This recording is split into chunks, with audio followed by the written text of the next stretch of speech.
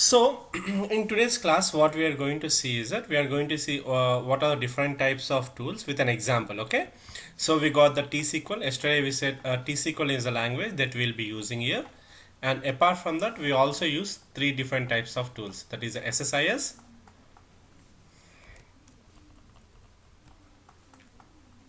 SSRS, and SSAS. Okay, and first I'll go with the T-SQL. As I said, T-SQL is a language. If you want to write any queries on the database, or if you want to do anything on the database, you will be using the T-SQL language. Like, let's see one thing. So this is my if I create a new notepad, or I'll create a new text document. So this is a text document I have. So if I want to write anything to a text document, I'll right click and write hi. I'll write it. I'll close it. So it is saved, right? After that, if I want to modify it, what I'll do, I'll write it, how are you? Okay. Then again, I'll save it and close it. So it's user friendly, right? It's user friendly. If you want to do anything, you can directly go in there and you can do that. So let's see the database, how actually the database looks like.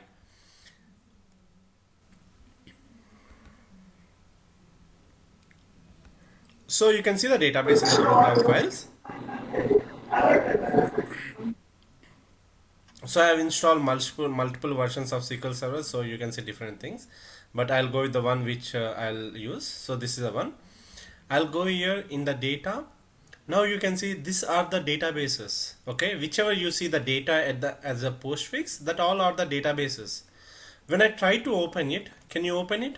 No, you can't open because it's a database. In order to open the database, you have the user application, like user interface. By using the user interface, then only you can open the database. So the user interface which I have for using this is Management Studio. See, you can see the box here. Sometimes if you don't see, like generally I add it to the taskbar. So most probably when you install first time, you will not be able to see that. So what I'll do, I'll search here Management Studio. So here I can see SQL Server 2014 Management, because I have installed 2014. So that's the reason it's showing SQL Server 2014 Management Studio. So what I'll do, when I click the, I'll have this window. Generally what I do, I'll pin this to the taskbar so that it will be easy for me to connect to the taskbar. Okay, and here nothing to worry about the server. Whenever I'm going to explain in detail in the next class. Since it's an introduction, I'll just cover the overview. First it will ask me the which server I have to connect it to. Since I have installed my local server, I have given the server name and connect. Now I can see the databases. Now I can see all the features that I have on the server. Okay, so just we'll go with the databases today. In the databases, when I click, now I can see all the different databases here. See, you can see here one folder. What is AdventureWorks 2014? That is nothing but this database.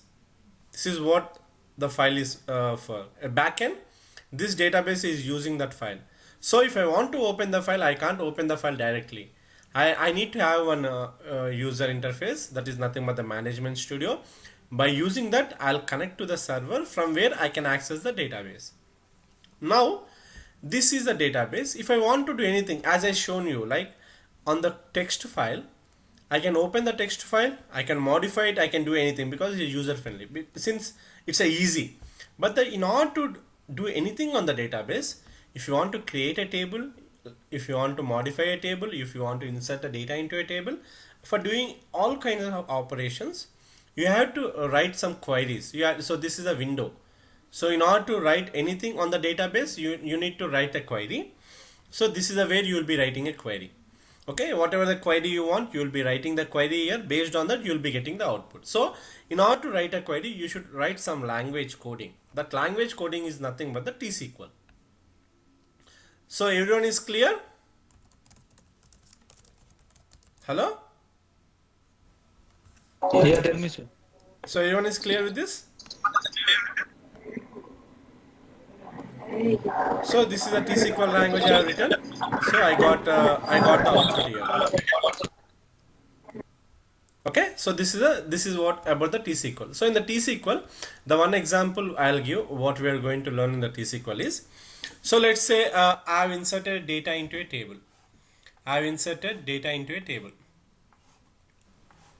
This is ID, this is name, this is phone number. Okay, phone number.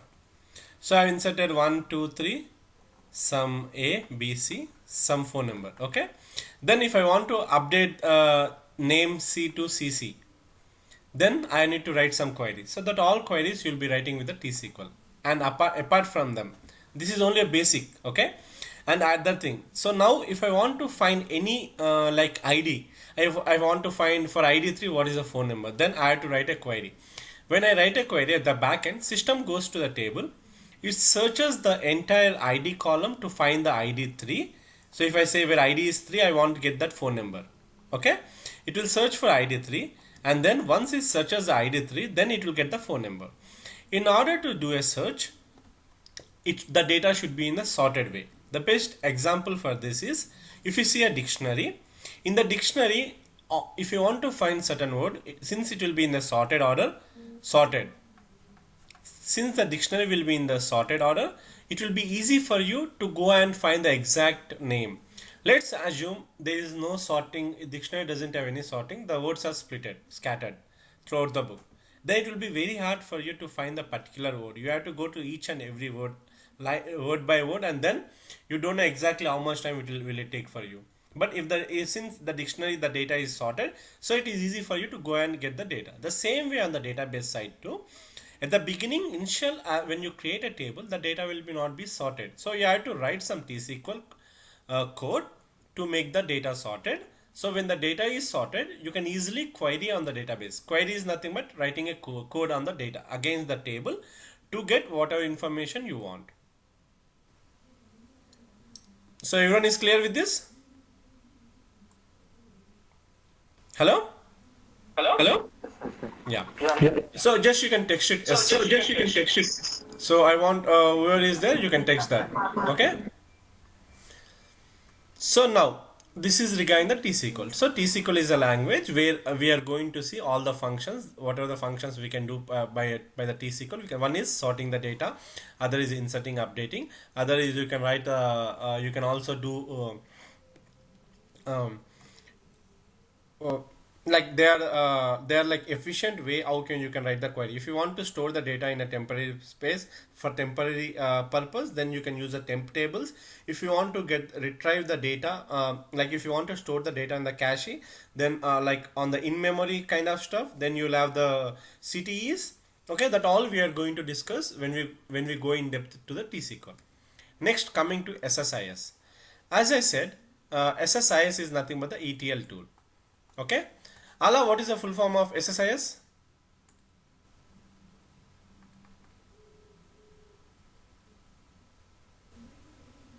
Hello. Yeah, Ala, what is the full form of SSIS? Integration service. Okay. Yeah. Yeah. So SQL Server Integration Services. Sorry, it is ATL. SQL Server Integration Services. Yeah, please mute your microphones once you're done. SQL Server Integration Services is a ETL tool. So when do we use the SQL Server? The best example.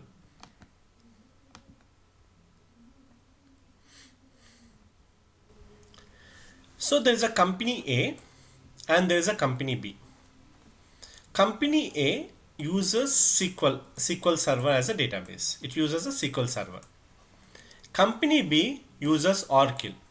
Both are different companies. Later on, Company A acquires Company B.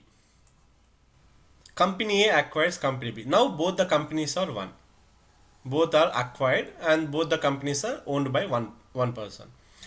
Generally, the best. Why do you use I need to I forgot to explain you.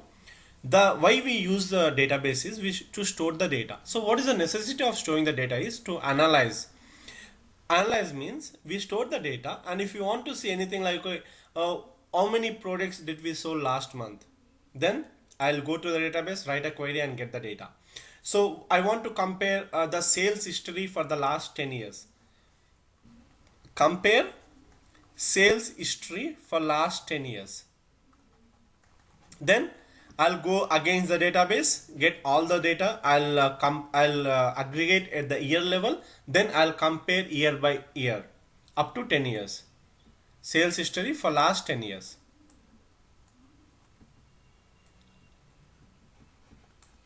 10 years. Okay. So now if there is a CEO, let's say both the companies is owned by one people, so there is a one CEO for the both the companies. Now CEO wants to see the sales history for the company A, and he also wants to see the sales history for the company B. Then what happens, the person who is on the company A, he will write some queries, he will get that. Then the person who is on the company B, he will write some queries, he will get the data. Then after that, they'll merge both the company and company B output, and then they'll display the CEO. That's the one thing. But here the time taking is more. The same work is done by multiple people. Two people will doing the two like work separately. At the same time, it's a time taking process. And one more thing, so in the SQL server, like the company A might be this company might be in India. Okay, let's assume the company A is in India, company B is in US. A acquired B. Now, what is the time standard we have in India? We have first, we'll have the date. So today's date we are going to write it as 19, month is 05, and next we'll have the year. This is the Indian standard time, like Indian standard date format. But in the US, first you'll have month, then you'll have date, then you'll have year. This is the way how we will be following in US. Now, since company A has a different format, company B has a different format, so when they are trying to pull that, so company A person, he might forget to convert the data into in the US format, and you'll just give the CEO. So CEO will be confused. If it is 19, okay, let's assume it's a 10, date is 10. CEO will confuse, he'll assume this as a 10th date, this as a date file. So you might be confused, right? So the both the reports are not, both the data from both the databases is not as a standard. Both are following different ways, right? So that's the reason. Let's assume they had one database architect to resolve all these issues. The first suggestion will come from the database architect is, you will say, since you both are using two different servers, create one new server where you will load the data from A into that, you will load the data from B into that server. Okay, this is a new database. I'll call server database, both are same. So now I'll have that new database. In this database, I'll merge A and B. So here is the challenge. First, we have to extract the data from A and B. Then we don't want to store a different time formats in a single column. So everything should be a standard way. Either we'll convert the US timing to India or Indian timing to US. We'll convert the time and then we load into a new database.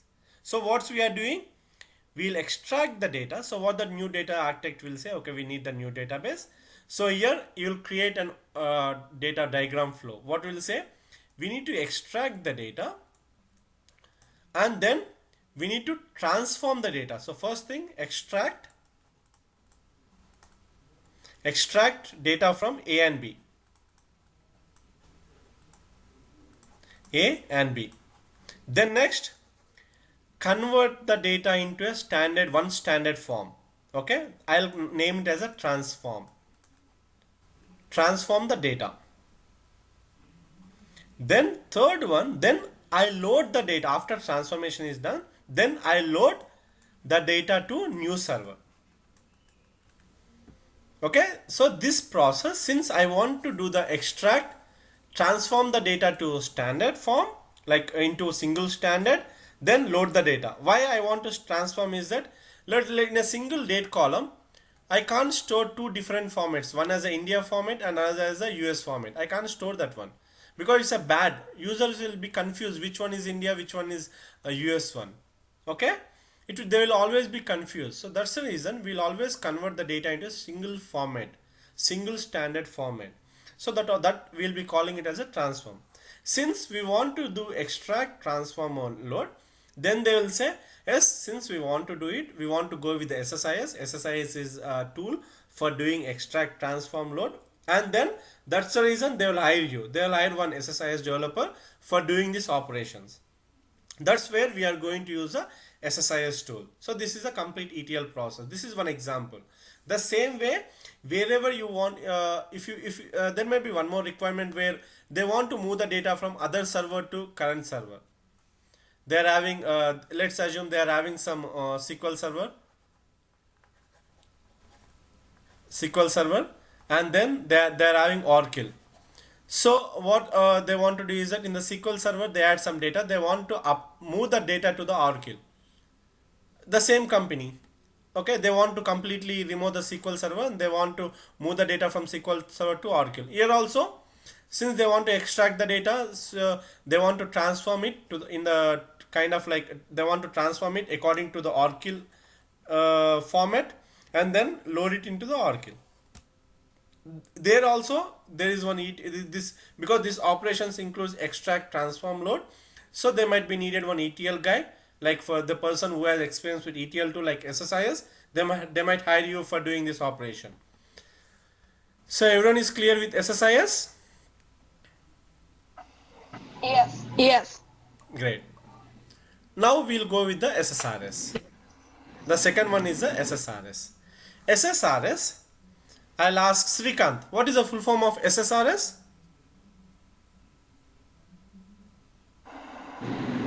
Sir? What is the full form of SSRS? Reporting services. Yeah. So first SS stands for SQL Server. SQL Server reporting Exactly. All the three tools, first two SS stands for SQL Server. Okay. So reporting services. What is meant by reporting services? Yeah, please mute your microphone. What is meant by reporting services? The best example I'll give you. As I said in the beginning, so the user, the CEO, or someone else, we store the data for comparing the data, right? For analyzing the data. So let's say that I got a requirement for saying that I want to see the data for last 10 years. Okay, I want to see the data for last 10 years. So let's say in 2010, I'll go with the list number. I want to see the data for last 3 years. 2010, 2011, 2012. I want to compare it. 2010 as some $20 million. 2011 has $21 million. 2012 has $18 million. This is what I have. So if your company CEO or someone else at the higher level wants to get the sales, you are not going to give the data in this format. You are not going to just write, okay, in 2000 I got 20 million, in 2011 I got 21 million, in 2012 I got 18 million. You are never going to do that. What you are going to do, you are going to graphically represent the data, either in graphical way like bar charts. So you'll have the bar here, okay, where it will show 2000, like you'll have the x and y axis. Okay, so this will show it's for 2010, this is for 2011, this is for 2012. So this I'll assume it as 20, 21 and 18. Okay, this is the way I am going to give the best example.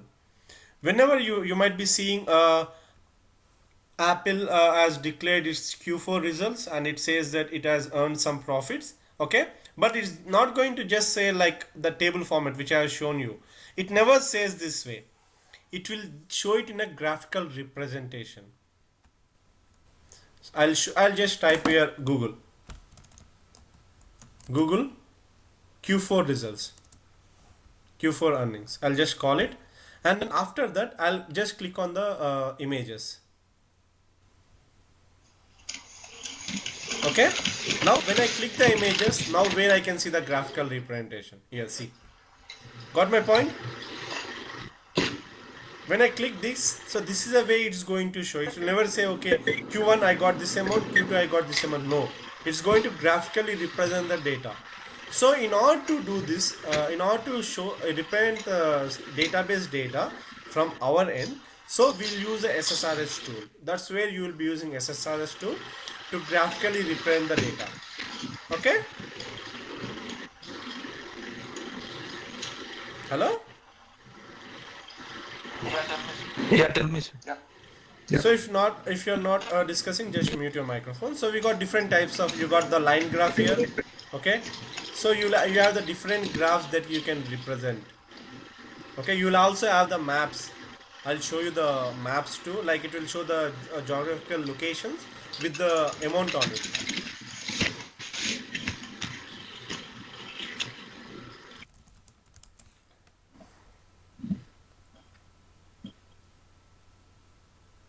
I think, yeah, my system is slow. Yep. So I'll show reporting maps.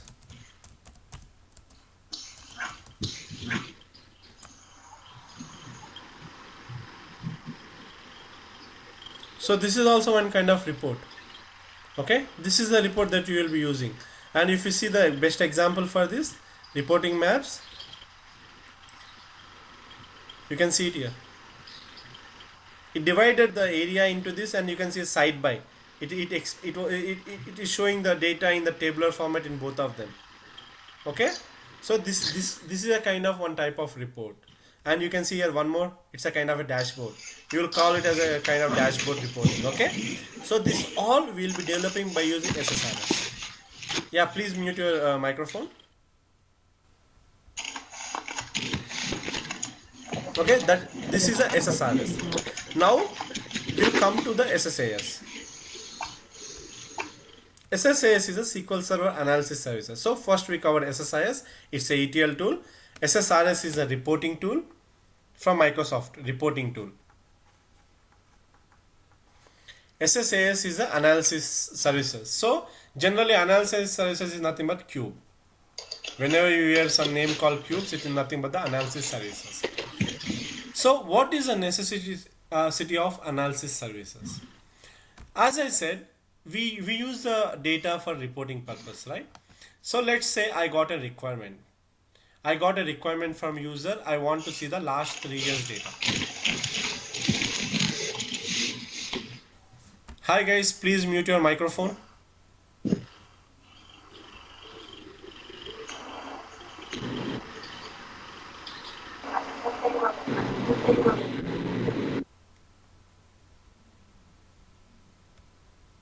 Yeah, I'm getting some disturbance, background noise. So 3 years of data. Okay, so let's say he wants 3 years of total sales. Each year you want to see the total sales. Now what I'll do when I want to, let's say I got in 2010, we'll just go with the 2011 and 2012, the previous one. I got something called 20, 21 million, 18 million. So in order to get 20 million, what you will be doing, you'll go to the database, get all the transactions that were done in 2010, and then you will sum up all the transactions, and then you will display the final amount as 20 million. So before displaying the 20 million, you will go and sum all the transactions that were there in 2010. So in order to do that, it will take some time. Let's say if I have a small company, I might have only few thousands of records, it will be faster. But let's see the companies like Apple, like Google or Cisco, they might be having some millions of transactions. So when they have the millions of transactions, nothing but the used data. When they have the used data, it will take more time to get the data. Aggregate means sum all the records, and finally after summing they will get 20 million. So the backend they have to do a lot of work. In order to do that, it will take some time. So whenever they want to pull the data for 2010, it always takes 10 minutes for them. Let's assume it takes 10 minutes, or not go with the 10 minutes. Let's assume it takes 2 minutes for them to get the data for 2010, aggregate, like sum all the records, and then it will show 20 minutes. So to do this process, it takes for them 2 minutes. Here, since it is going to take 2 minutes, so let's say for 2010 it is going to take 2 minutes, for 2012 it is going to take 2 minutes. So whenever you want to get the data, it will always take now totally 6 minutes. Assume if you want to see for the last 15 years, for each year if it take 2 minutes, 15 years might take 30 minutes.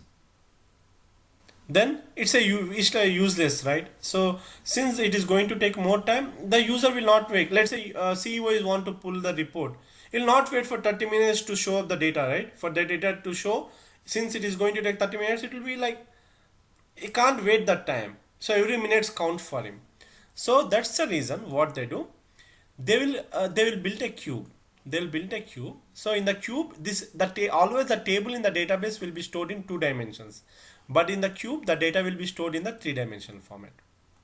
Okay, the data will be stored in the 3-dimensional format.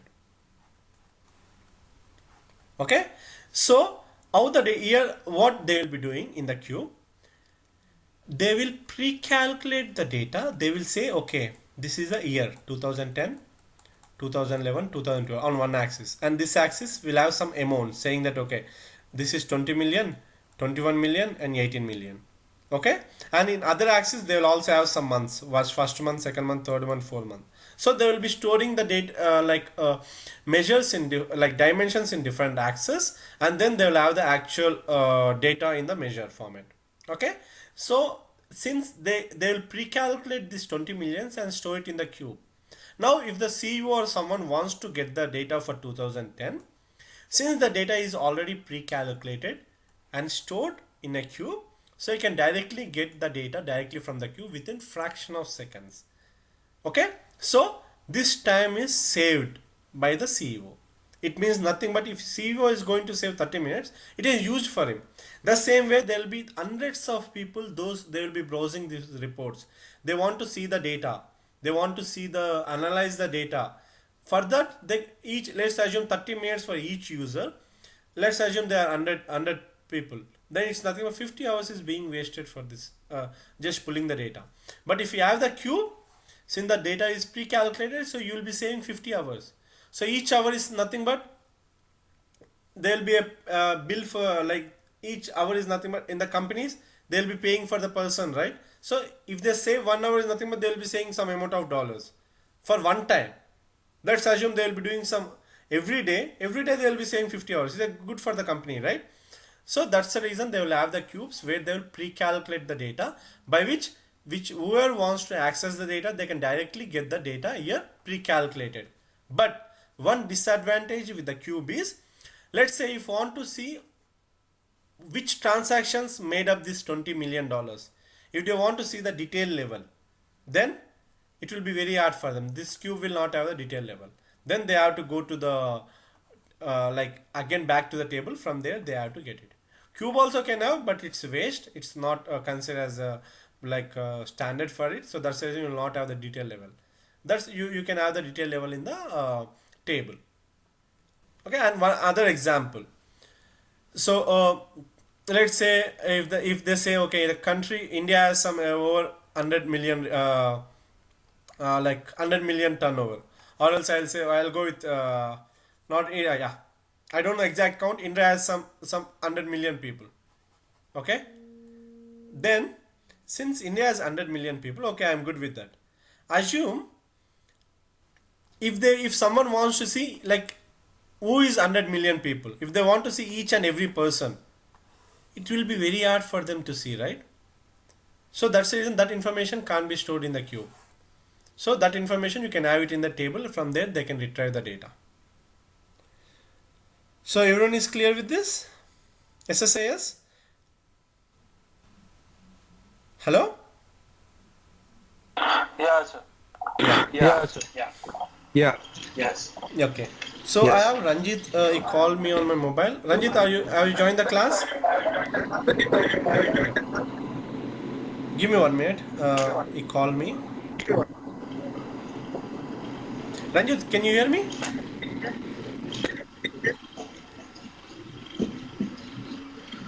Okay, then we can discuss later on. Okay. So here and one more thing, what I would like to say is that in order to learn the analysis services, there's a lot you need to know. Okay, the one thing you have to know for the analysis services is that you need to know difference between OLTP, OLAP. You know, OLAP2 you will have the relational, you will have the multidimensional. At the same time, you should know the facts and dimensions. What are different types of star schema, snowflake schema. Okay, they are different, and you should also know the dimensions and measures. So everything we'll be covering when we go to the SSAS cubes. So in today's class, what we have learned what is meant by T-SQL, and next what are different different types of tools that we are going to learn in this class. That is SSIS. It is a ETL tool. We use the SSIS for extract, transform, load. So wherever you want to load the data from one database to other database, you can do it by using SSIS. SSRS is a SQL Server reporting tools. In order to graphically represent the data, you will be using the reporting services. You will be using SSRS to graphically represent the data in the form of graphs, bar charts, maps, anything, dashboards. Okay.